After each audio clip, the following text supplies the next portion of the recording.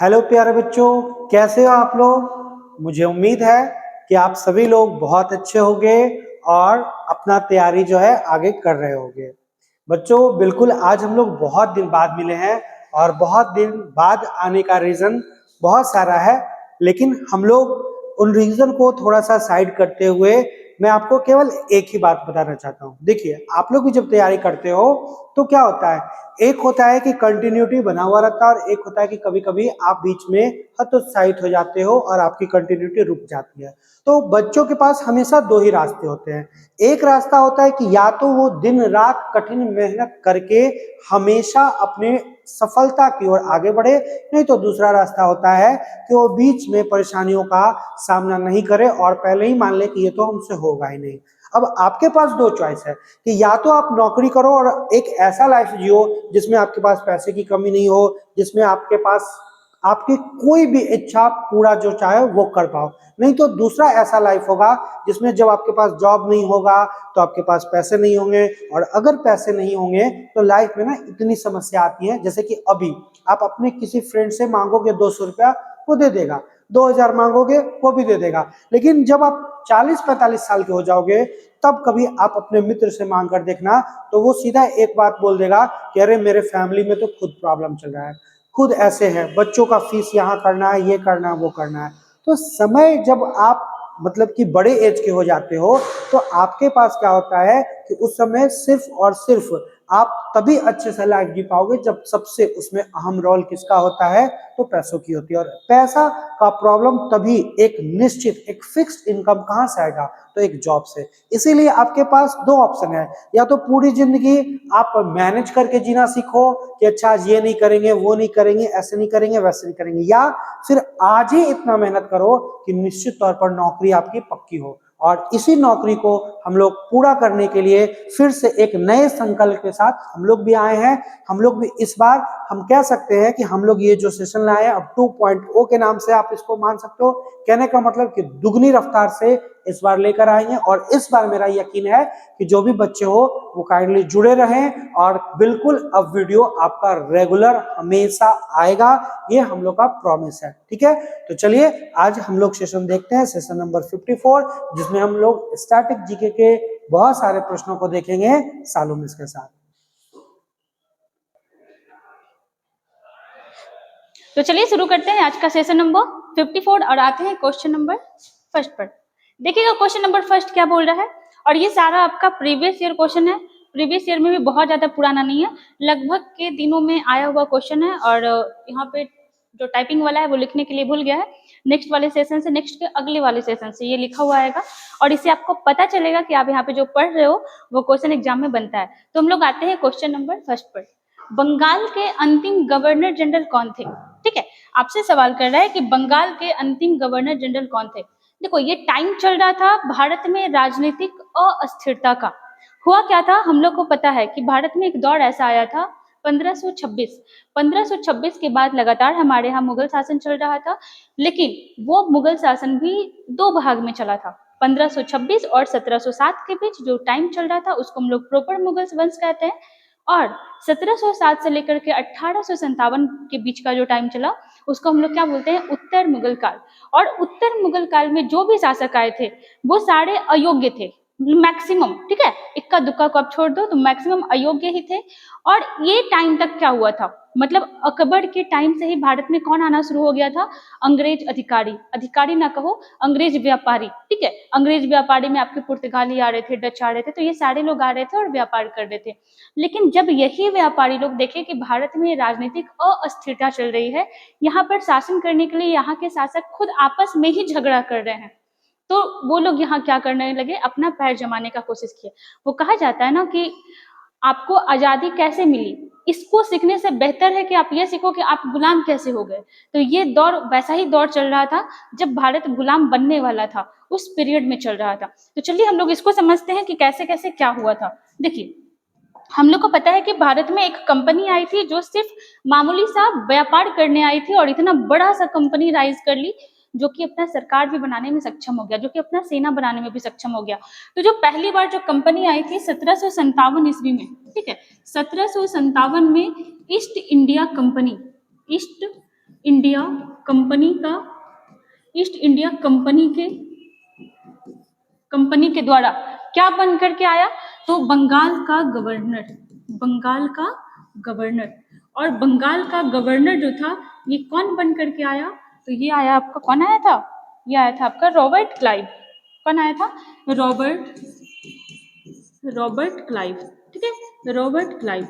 उसके बाद फिर कुछ दिन बाद कुछ और एक्ट आए। आपको समझना पड़ेगा कि ये कंपनी के लिए एक्ट कहाँ से बन करके आते थे, ब्रिटेन से।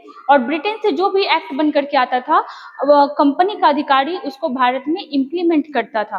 तो कुछ दिनों बाद, ये कब आया था, 1757 में। उसके बाद फिर आपका 1773 में एक और एक्ट आया और उसको हम लोग बोलते हैं रेगुलेटिंग एक्ट। इसके तहत क्या हुआ, इसके तहत ये किया गया कि जो बंगाल का गवर्नर था उसके पद को क्या बना दिया गया, तो बंगाल का गवर्नर जनरल, ठीक है। और बंगाल का गवर्नर जनरल बनने वाला पहला व्यक्ति कौन था, वो था आपका वॉरेन हेस्टिंग्स, ठीक है। उसके बाद फिर आइएगा, कुछ दिनों बाद फिर से एक्ट आया। अब ये एक्ट कैसे आ रहा था, क्यों आ रहा था, ये अपने आप में प्रॉपर कहानी है जो हम लोग आधुनिक भारत के इतिहास में या पॉलिटी का शुरुआत पीरियड में पढ़ते हैं। तो आप अभी यहाँ पे इतना पढ़ते थे और धीरे धीरे हम लोग और भी पढ़ेंगे। उसके बाद फिर 1833 का एक्ट आया। 1833 का जो एक्ट आया, 1833 के एक्ट के तहत ये जो आपका बंगाल का गवर्नर था, ये क्या बन गया, भारत का गवर्नर जनरल, ठीक है। ये क्या बन गया, तो ये आपका बन गया भारत का गवर्नर जनरल। और जो आपका भारत का पहला गवर्नर जनरल बना था, ये कौन बना था, तो बड़ा ही फेमस आदमी था, विलियम बेंटिक। मतलब सोच लो कि आपका अंग्रेज लोग यहाँ कितना धीरे धीरे पैर जमाते जा रहा था। कुछ दिनों बाद हम लोग को पता है कि भारतीय लोग इसको सहते अचानक से एक टाइम में अंग्रेज को बहुत मार मारा। और वो जो मार मारा वो क्या कहलाता है, 1857 की क्रांति। 1857 की क्रांति के बाद भारत का शासन पूरी तरीके से कंपनी के हाथों से लेकर के किसको दे दिया गया, ब्रिटिश संसद को। और इस तरीके से फिर से एक नया एक्ट आया और इसको कहा जाता है 1858 का भारत शासन अधिनियम,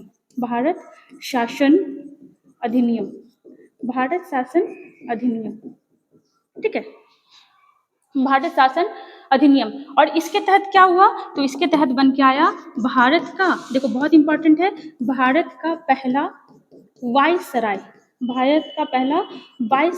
और ये आदमी कौन बन करके आया, तो ये बनाया आपका लॉर्ड केनिंग को,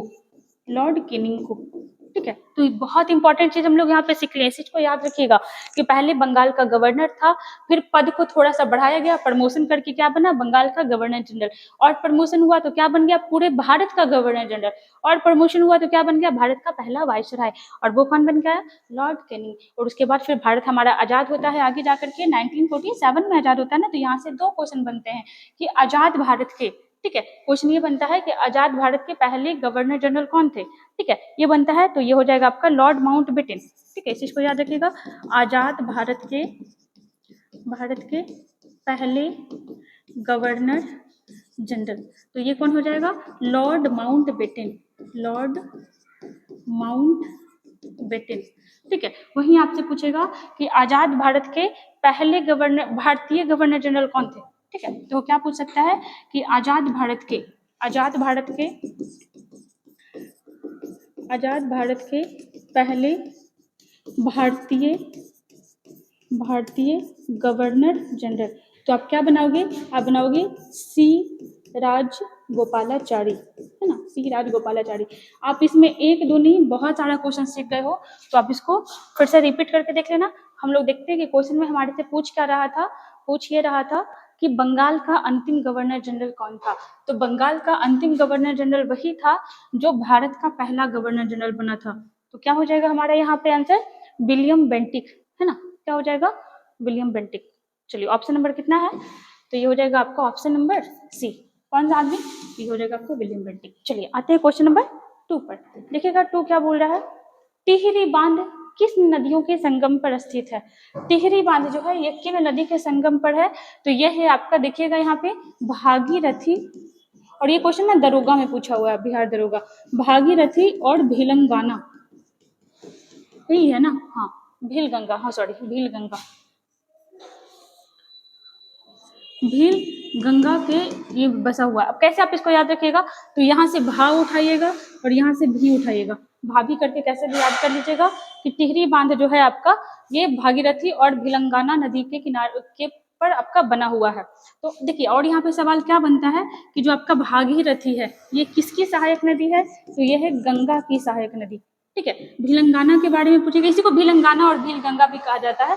ये किस नदी की सहायक नदी है? तो ये हो जाएगा आपका भागीरथी की। मतलब आप कह सकते हो कि भागीरथी किसकी सहायक नदी है? गंगा की, और भिलंगाना किसकी है? भागीरथी की। तो आप कह सकते हो ना कि इनडायरेक्टली रूप से किसकी सहायक नदी है? गंगा की ही सहायक नदी है।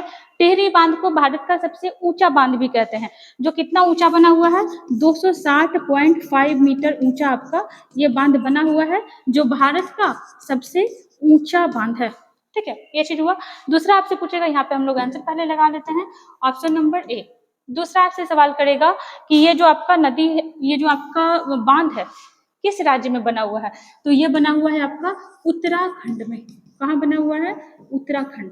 चलिए, उत्तराखंड का नाम आया तो हम लोग थोड़ा सा उत्तराखंड के बारे में देखते हैं। उत्तराखंड, उत्तराखंड पहले किस राज्य का भाग था? तो ये था आपका यूपी का। मतलब उत्तराखंड जो राज्य है ये किससे अलग हुआ है? यूपी से। कब अलग हुआ? तो ये अलग हुआ 9 नवंबर 2000 ईस्वी को। लेकिन 9 नवंबर 2000 ईस्वी को इसको उत्तराखंड नहीं कहा जाता था, क्या कहा जाता था? उत्तरांचल कहा जाता था। फिर उत्तराखंड नाम कब हुआ? तो 2007 में इसका नाम क्या हो गया? उत्तराखंड। उत्तराखंड। यहाँ की राजधानी क्या है? तो 2 राजधानी है, एक आपका देहरादून और एक आपका गैरसैंण। गैरसैंण, ठीक है। गैरसैंण जो है ये आपका समर कैपिटल है, समर कैपिटल, ठीक है। और जो आपका देहरादून है ये आपका विंटर कैपिटल है, विंटर कैपिटल। और देखो आप यहाँ पे और क्या पूछ सकते हो या फिर जान सकते हो यहाँ के सीएम कौन है? उत्तराखंड के सीएम कौन है? तो उत्तराखंड के सीएम हो जाएंगे कौन? बड़ा फेमस चेहरा है, उत्तराखंड के सीएम है पुष्कर सिंह धामी, पुष्कर सिंह धामी। और यहाँ के गवर्नर कौन है? तो गवर्नर हो जाएंगे कौन? लेफ्टिनेंट गुरमीत सिंह, लेफ्टिनेंट गुरमीत सिंह यहाँ के क्या है? गवर्नर है। दूसरा आपसे सवाल कर सकता है कि उत्तराखंड की, हम लोग को पता है ना कि उत्तराखंड जो है आपका पहाड़ी एरिया है, तो उत्तराखंड की सबसे ऊंची चोटी कौन सी हो जाएगी? उत्तराखंड की सबसे ऊंची चोटी, ठीक है। सबसे ऊंची चोटी मतलब क्या? पर्वत चोटी, ठीक है, पर्वत चोटी। तो ये हो जाएगा आपका नंदा देवी, नंदा देवी, ठीक है। कभी कभी सेकंड भी पूछ लेता है, सेकंड सर्वोच्च चोटी कौन सी है? तो ये हो जाएगा आपका कामेट, कामेट। और ये सारा क्वेश्चन पूछा हुआ है, आप देखिएगा, आप गूगल पे सर्च करके देखिएगा, आपको दिखा देगा कि सारा क्वेश्चन कितना पूछा हुआ है। ये भी पूछा हुआ है कि सेकंड ऊंची चोटी कौन सी है या फिर आपकी पहली ऊंची चोटी कौन सी है। तो हम लोग यहाँ पे क्या देखें, आपका टिहरी बांध के बारे में आंसर हम लोग यहाँ पे लगा लिया है। चलिए आते हैं क्वेश्चन नंबर 3 पर। तीसरे में देखिएगा क्या बोल रहा है, प्रत्येक राज्य से राज्यसभा के लिए चुने जाने वाले सदस्यों की संख्या किस अनुसूची द्वारा निर्धारित की जाती है? पहले आप यहाँ पे थोड़ा सुन लो। जैसे आप जब संविधान खोलते हो तो संविधान में आपको 3 चीज देखने को मिलता है, एक अनुसूची जिसको इंग्लिश में कहते हैं शेड्यूल, एक पार्ट मतलब जिसको हिंदी में कहते हैं भाग, और एक होता है आपका अनुच्छेद। तो जो पार्ट के अंतर्गत ही, पार्ट के अंतर्गत क्या आता है? तो अनुच्छेद आता है। जैसे आप कोई बुक खरीद के लाए तो इस बुक में लिखा होता है ना कि पहले भाग में ये चैप्टर है, दूसरे भाग में ये है, तीसरे में ये है, चौथे में ये है, ऐसा लिखा होता है ना। तो अपने संविधान में भी ऐसा लिखा हुआ है, और यही क्या कहलाता है? भाग। और इसमें प्रॉपर जिस जिस चैप्टर के बारे में किया गया है इसको भी पॉइंट आउट किया गया। जैसे हम लोग ऐसा लिखते हैं ना, पहला पॉइंट, दूसरा पॉइंट, तीसरा पॉइंट, फिर 2 आता है तो फिर इसका पॉइंट चलते हैं। तो यही क्या हो गया? ये हो गया आपका अनुच्छेद, और ये क्या हो गया? भाग। अब कुछ टॉपिक ऐसा होता है, जैसे हम लोग नोट्स बनाते हैं तो कभी लिखते हैं ना नोट्स जैसा करके, कुछ टॉपिक ऐसा होता है जिसको हमको अलग से पढ़ना होता है, कुछ अलग उसके बारे में एक्स्ट्रा जानना होता है, उसी को हम लोग क्या कहते हैं? अनुसूची। और हमारे संविधान में पहले कितना अनुसूची था? पहले था 8, अभी कितना है? तो अभी इसका संख्या बढ़ गया है और ये हो गया है आपका 12। तो ये तो हो गया आपका फैक्चुअल डेटा। चलिए अब हम लोग अपने क्वेश्चन पे आ रहे हैं। क्वेश्चन में ये पूछा हुआ है कि राज्यसभा में कितने सदस्य जाते हैं या कितने राज्य से कितना जाएंगे, ये चीज कहाँ लिखा हुआ है? तो राज्यसभा पहले क्या है? तो जब हम लोग को पता है कि हमारे भारत में जो कानून बनाने का काम दिया गया है वो किसको दिया गया है, संसद को। और संसद 3 चीज से मिलकर बना होता है, किससे किससे, तो देखिएगा संसद किससे मिलकर बना हुआ है, एक आपका लोकसभा, एक आपका राज्यसभा, और तीसरा हो जाएगा आपका प्रेसिडेंट। मतलब हम कह सकते हैं कि लोकसभा सदन है, राज्यसभा सदन है बोले तो रूम, और प्रेसिडेंट भी इसका एक मोस्ट इंपॉर्टेंट पार्ट है। अगर प्रेसिडेंट किसी भी कानून, किसी भी बिल पर अगर साइन नहीं करेंगे तो वो एक्ट या कानून नहीं बन पाएगा। ठीक है, तो ये हो गया आपका। और इसमें चर्चा हम लोग किसका कर रहे हैं, तो इसी राज्यसभा का, है ना। तो चलिए हम लोग आगे आते हैं। सवाल ये मेरे से पूछा है कि राज्यसभा में कितने मेंबर जाएंगे, ये किस अनुसूची में लिखा हुआ है, तो ये लिखा हुआ है आपका अनुसूची 4 में। अनुसूची 4 में लिखा हुआ है कि प्रत्येक राज्य से राज्यसभा में कितना आदमी जाएगा, कहाँ लिखा हुआ है, अनुसूची 4 में। लेकिन इस चीज का चर्चा अनुच्छेद में भी किया गया है, और किस अनुच्छेद में किया गया है, तो अगर आपसे अनुच्छेद पूछता है तो ये हो जाएगा आपका 80, है ना। अनुच्छेद पूछेगा तो ये क्या हो जाएगा, ये हो जाएगा आपका 80। वैसे आप यहाँ पे इस चीज को भी याद रखिएगा। देखो यहाँ पे एक चीज और याद रख सकते हैं, अगर आपसे पूछता है कि संसद का चर्चा कहाँ किया गया, संसद, तो संसद का जो चर्चा किया गया है ये किया गया है 79 में। ठीक है, उसके बाद फिर आपसे पूछेगा कि राज्यसभा का चर्चा कहाँ किया गया है, 80 में। लोकसभा का चर्चा कहाँ किया गया है, 81 में। आप इसको ट्रिक के तौर पे याद रख सकते हैं, सरल। ठीक है, सरल। और इसे क्या हो गया, 79, 80, 81 याद हो गया। तो 80 में भी चर्चा किया गया है। अनुच्छेद पूछेगा तो 80, और अनुसूची पूछेगा तो ये हो जाएगा 4। ठीक है, देखिएगा, देखो अभी ये जो हम लोग का चुनाव हो रहा है, अभी चर्चा हो रहा है ना चुनाव का, तो चुनाव जो हो रहा है ये किस चीज का चुनाव हो रहा है, लोकसभा का, जिससे कौन चुना जाएगा, अपना प्रधानमंत्री। और लोकसभा में, लोकसभा का चुनाव हो गया या विधानसभा का हो गया, इसमें आम जनता प्रत्यक्ष रूप से भाग लेगा। जैसे हम भी वोट दिए, आप भी वोट दीजिएगा, तो ऐसा होता है। लेकिन राज्यसभा के चुनाव में क्या होता है ना कि हम भाग नहीं लेंगे, हम भाग लेंगे लेकिन हम अप्रत्यक्ष रूप से भाग लेंगे। मतलब लोकसभा का चुनाव करके हम भेजते हैं, विधानसभा का चुनाव करके भेजते हैं। विधानसभा में जिसको हम चुनते हैं वो आगे जाके क्या बनता है, विधायक। और वही विधायक आगे जाके किसको चुनेगा, राज्यसभा के व्यक्तियों को। राज्यसभा में कौन जाएगा, मतलब हम अप्रत्यक्ष रूप से भाग ले रहे हैं। तो इस चीज को याद रखिएगा, क्वेश्चन बनता है। और ये क्वेश्चन बिहार पुलिस में शायद बना हुआ है, जो कैंसिल हो चुका है। क्वेश्चन बनता है कि राज्यसभा में कौन जाएगा, राज्यसभा के सांसद को कौन चुनता है, तो इसको चुनता है विधानसभा के सदस्य। ठीक है, विधानसभा के सदस्य। इसमें से कई कई राज्य ऐसे होते हैं ना जहां विधान परिषद भी होता है, तो क्या विधान परिषद भाग लेता है, जी बिल्कुल भाग नहीं लेता है। क्यों नहीं लेगा, क्योंकि विधान परिषद 5-6 राज्य में ही है, इसलिए भाग नहीं लेता। तो आपको पहले तो ये याद रखना है कि राज्यसभा के सांसद को कौन चुनेगा, तो विधायक लोग, विधानसभा का मेंबर। दूसरा, आप देखो यहाँ पे से क्या सवाल बनता है कि जो राज्यसभा का मेंबर होता है उसका कार्यकाल कितना होता है, लोकसभा का कितना होता है, 5 साल होता है, और इनका जो कार्यकाल होता है ये होता है आपका 6 साल का। कितने का, 6 साल का। परंतु प्रत्येक 2 साल में कितने, तो 2 साल में 1/3 सदस्य जो हैं ये क्या हो जाते हैं, रिटायर हो जाते हैं। ठीक है, प्रत्येक 2 साल में 1/3 सदस्य क्या होते जाते हैं, रिटायर। यहाँ पे किसी राज्य का फैक्चुअल डेटा आपसे पूछ सकता है कि फलना राज्य में कितने आदमी चुन के जाते हैं, तो सबसे ज्यादा जो राज्यसभा सदस्य जाता है, आप दिमाग लगा के बता सकते हो कि किस राज्य में जनसंख्या ज्यादा है, तो उसी राज्य से सबसे ज्यादा लोग चुन के जाएगा। तो सबसे ज्यादा कहाँ है, यूपी में। और यूपी से कितने मेंबर जाते हैं राज्यसभा में, 31, है ना। नेक्स्ट में आते हैं, सेकंड में सबसे ज्यादा कहाँ से जाता है, महाराष्ट्र, 19, है ना। उसके बाद फिर हम लोग आते हैं तमिलनाडु प्लस दीदी का राज्य कौन सा, वेस्ट बंगाल, है ना। वेस्ट बंगाल नहीं होगा, सॉरी, आंध्र प्रदेश। ठीक ना, तमिलनाडु और आपका आंध्र प्रदेश, ये दोनों से कितना जाते हैं, तो ये दोनों से जाता है 18। और अपना बिहार तुमको याद ही रखना है। बिहार से राज्यसभा में कितने लोग जाते हैं, बिहार से और दीदी के राज्य से बोले तो वेस्ट बंगाल, कितने लोग जाते हैं, तो यहाँ से जाते हैं 16। तो इस चीज को आप याद रखिएगा। ठीक है, आपसे कभी कभी आपसे बिहार के हैं तो आपको बिहार का तो याद होना चाहिए, और यूपी में आपको याद रखना है कि सबसे ज्यादा यूपी से जाता है, सबसे कम कहाँ से जाता है, तो वो भी आप देख लो कि अगर आप नॉर्थ ईस्ट राज्य को देखते हो, ठीक है, अगर आप पूर्वोत्तर का राज्य देखते हो, तो पूर्वोत्तर में 7 राज्य हैं, पता है ना हम लोग को। पूर्वोत्तर में कितने राज्य हैं, 7 राज्य हैं। तो उसमें से जो असम है, पूर्वोत्तर का जो 7 राज्य है उसमें असम से 7 राज्यसभा सदस्य जाते हैं। बाकी जितना बचा, ठीक ठीक है। बाकी जितना बचा उससे कितने मेंबर जाते हैं, तो 1 जाते हैं, है ना। मतलब आप कह सकते हो कि पूर्वोत्तर का जो 6 राज्य है उससे 1 मेंबर जाता है। सिर्फ असम से कितने जाते हैं, तो असम से 7 सदस्य जाते हैं, ठीक ना। चलिए इस चीज को याद रखिएगा।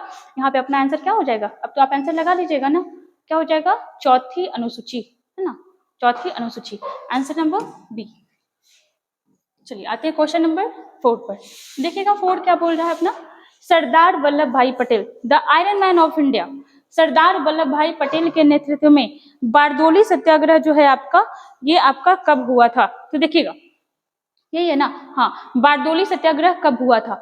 तो इस सत्याग्रह का एक चीज और थोड़ा सा छूट गया यहाँ पे, राज्यसभा, एक क्वेश्चन और बन सकता है अच्छे लेवल का, कि जो राज्यसभा में मैक्सिमम मेंबर जो है ये कितना जाता है, तो ये जाता है आपका 250।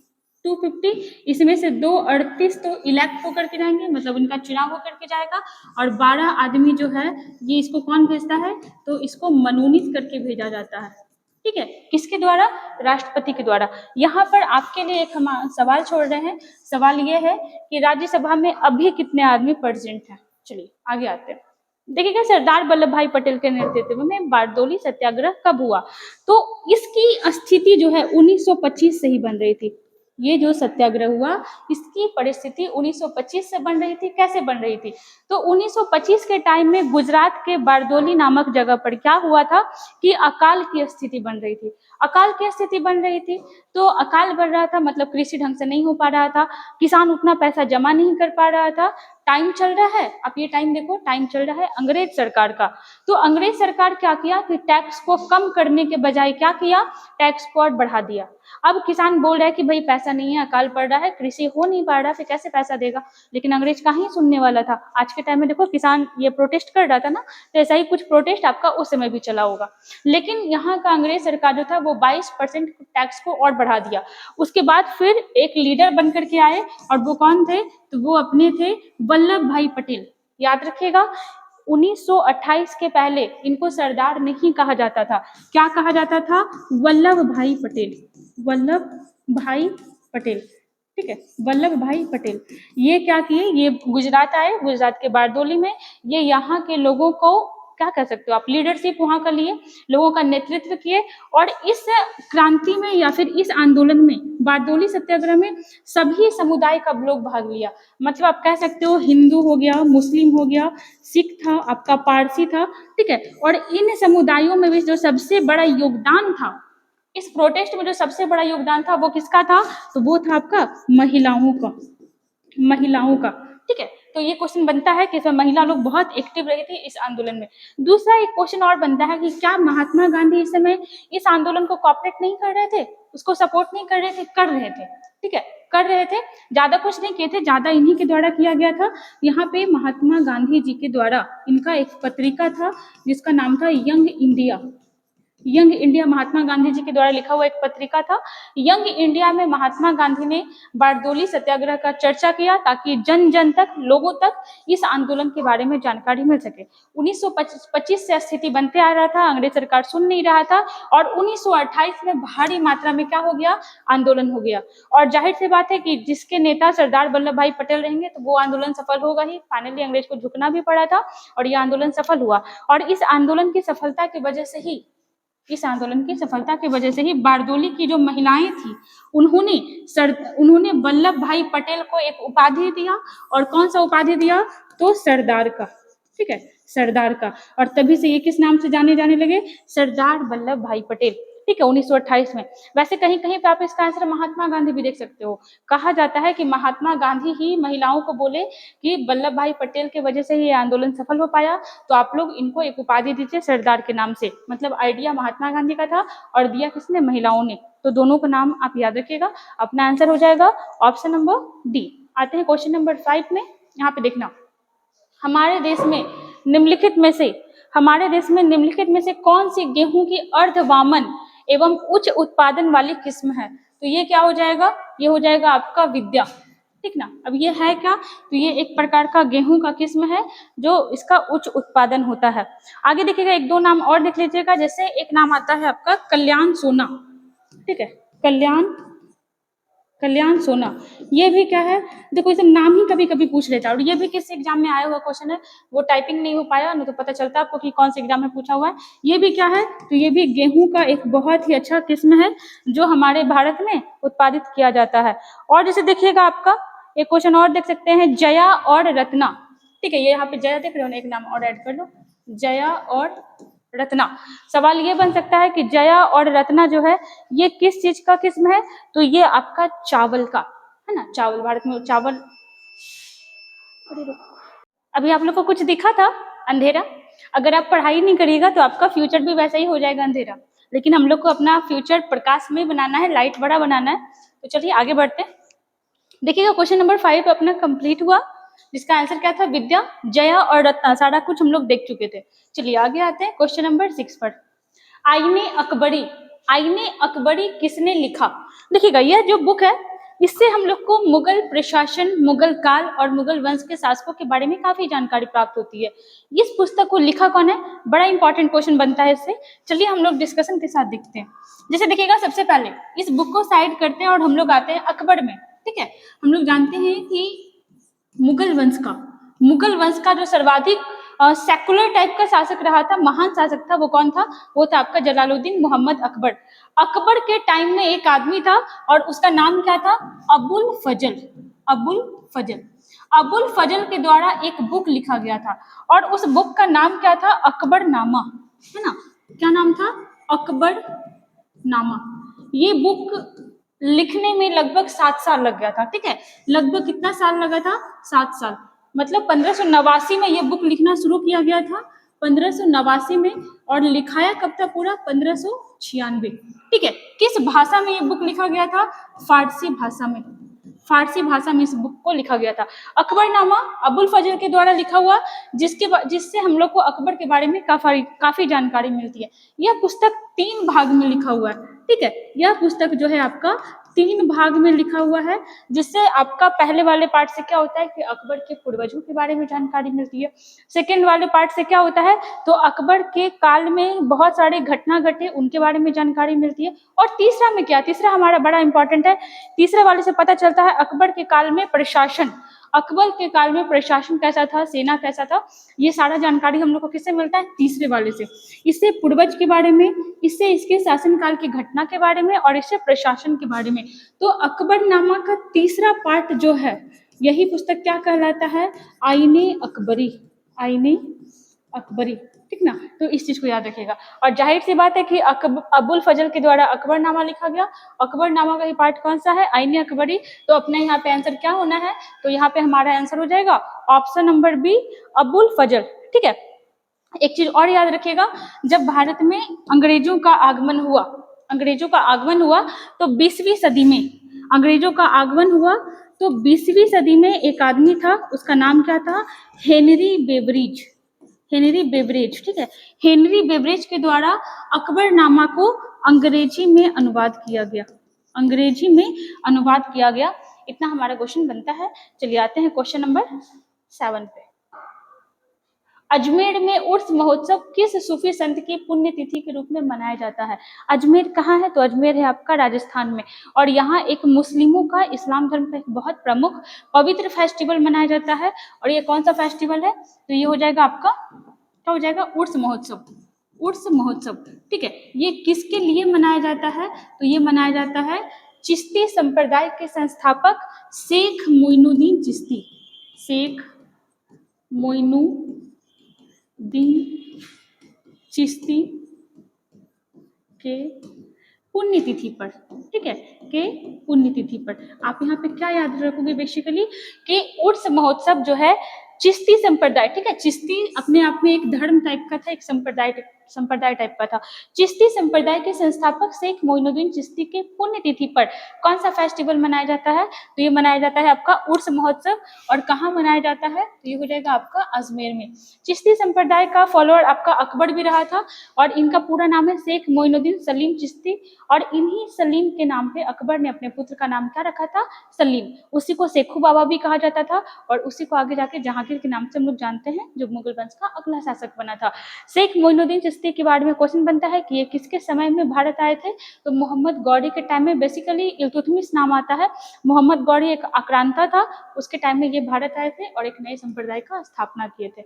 चलिए आते हैं नेक्स्ट क्वेश्चन पे।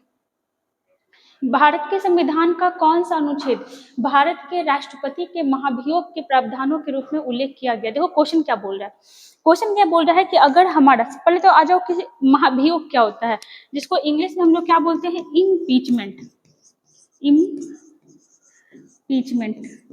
इम्पीचमेंट इसको हिंदी में क्या बोलते हैं, महाभियोग।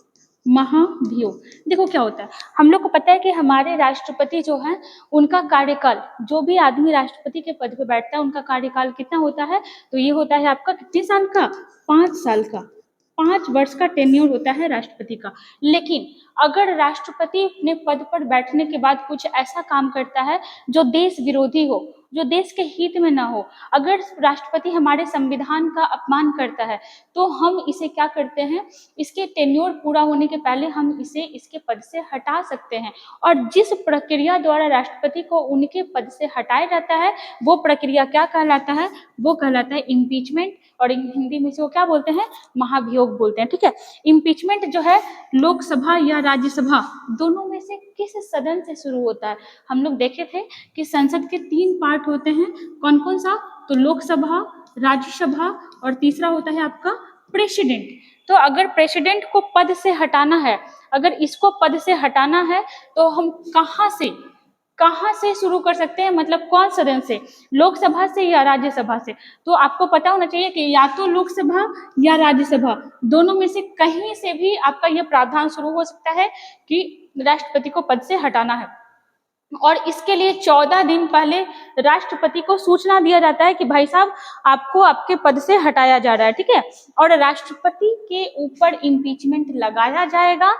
इस चीज का प्रावधान कहाँ से लिया गया है, यूएसए से। मतलब यूएसए के संविधान से ही प्रेरित है कि अगर हमारा राष्ट्रपति कुछ गलत करता है तो हमें, हमारे सदन को इतना अधिकार है कि वो राष्ट्रपति को उसके पद से हटा सकता है। क्वेश्चन आपसे कैसे बनेगा, क्वेश्चन बनेगा कि राष्ट्रपति के महाभियोग का चर्चा किस अनुच्छेद में है, अनुच्छेद 61, अनुच्छेद 61। ठीक है, राष्ट्रपति पर महाभियोग लगाने का प्रक्रिया किस सदन से शुरू हो सकता है, तो दोनों में से किसी भी सदन से शुरू होगा, या तो लोकसभा से या राज्यसभा से। तीसरा क्वेश्चन बन सकता है कि राष्ट्रपति को हम उसके पद से हटा सकते हैं इम्पीचमेंट के द्वारा। ये चीज का प्रावधान भारत के संविधान में कहाँ से लिया गया, यूएसए से लिया गया। चौथा क्वेश्चन बन सकता है कि अपने कितने राष्ट्रपति पे, भारत में अब तक कितने राष्ट्रपति ऐसे रहे हैं जिन पर महाभियोग लगाकर उन्हें पद से हटाया गया है। तो एक सवाल फिर से आपके लिए, आप बताना कि भारत के कितने राष्ट्रपति ऐसे रहे हैं जिन पर महाभियोग के द्वारा उनको उनके पद से हटाया गया है। अपना आंसर यहाँ पे क्या होने वाला है, अनुच्छेद 61। वैसे एक चीज याद रखिएगा कि पूरे विश्व में पहली महिला राष्ट्रपति कौन देश की बनी थी, अर्जेंटीना की। नाम क्या था उनका, मारिया एस्तेला पेरोन। ठीक है, अपने भारत की पहली महिला राष्ट्रपति कौन बनी थी, प्रतिभा देवी सिंह पाटिल। अभी जो राष्ट्रपति है कौन है, द्रौपदी मुर्मू, है ना, द्रौपदी मुर्मू। ये भारत की दूसरी महिला राष्ट्रपति और पहली आदिवासी महिला राष्ट्रपति हैं। तो आप इतना याद रखिएगा। आते हैं क्वेश्चन नंबर 9 पर। देखिएगा 9 क्या बोल रहा है, जामा मस्जिद का निर्माण किसने किया था? देखो जामा मस्जिद को इंग्लिश में क्या बोलते हैं, तो जामा मस्जिद को इंग्लिश में बोलते हैं फ्राइडे मॉस्क, है ना, मॉस्क्यू बोला जाता है ना मस्जिद को इंग्लिश में, तो फ्राइडे मॉस्क्यू भी इसको कहा जाता है। और इसका निर्माण कौन करवाया था, तो ये आपका मुगल शासक के टाइम में करवाया गया था। वैसा शासक, वो शासक जो बहुत सारी चीजों का निर्माण करवाया, जैसे हम लोग जानते हैं ताजमहल का निर्माण कौन करवाया था, तो शाहजहां, जिसको बचपन में खुर्रम के नाम से जाना जाता था, है ना। खुर्रम, इसका रियल नाम खुर्रम ही था, लेकिन जहांगीर के द्वारा खुर्रम को एक उपाधि दी गई थी और उसी उपाधि के तहत इसको क्या कहा जाने लगा, शाहजहां। तो अपना आंसर यहाँ पे क्या होना है, ऑप्शन नंबर बी। शाहजहां के बारे में अगर थोड़ा सा देखें तो शाहजहां किसका पुत्र था, तो अगर बात करें पिता का, तो पिता थे इसके जहांगीर, है ना, जहांगीर। और माता का नाम क्या था, तो माता का नाम था जगत गोसाई, ये कौन थी? तो ये इनकी माँ थी। और हम लोग को पता है कि आपका जो शाहजहां था, इसका शादी किससे हुआ था? मुमताज महल से हुआ था। वैसे बहुत सारी पत्नियां थी इसकी, लेकिन मुमताज महल बहुत चर्चित रही, क्योंकि उन्हीं के याद में, उन्हीं के मेमोरी में ये क्या करवाया था? तो ताजमहल का निर्माण करवाया था। तो इसी से रिलेटेड कभी कभी क्वेश्चन पूछ लेता है कि जो आपका ये किस किस चीज का निर्माण करवाया? तो ताजमहल का नाम आ जाएगा। ताजमहल निर्माण कौन करवाया था? शाहजहां। जैसे लाल किला का नाम आता है, लाल किला का निर्माण करवाया था। तीसरा, मोती मस्जिद का भी नाम आता है, मोती मस्जिद, ये सब का निर्माण कौन करवाया था? तो शाहजहां के टाइम पीरियड में किया गया था। एक क्वेश्चन ये भी आता है कि जो आपका क्या है, जामा मस्जिद, इसका जो स्थापना हुआ था, ये लगभग कब से कब के पीरियड में हुआ था? तो ये लगभग हुआ था आपका 1644 से लेकर के 56 के बीच में इसका स्थापना हुआ था, फ्राइडे मॉस्क का, शाहजहां, है ना। चलिए आगे आते हैं, क्वेश्चन नंबर 9 हो गया ना, 10 में आते हैं। निम्नलिखित रंगों में से किस रंग की तरंगदैर्घ्य सबसे कम होती है?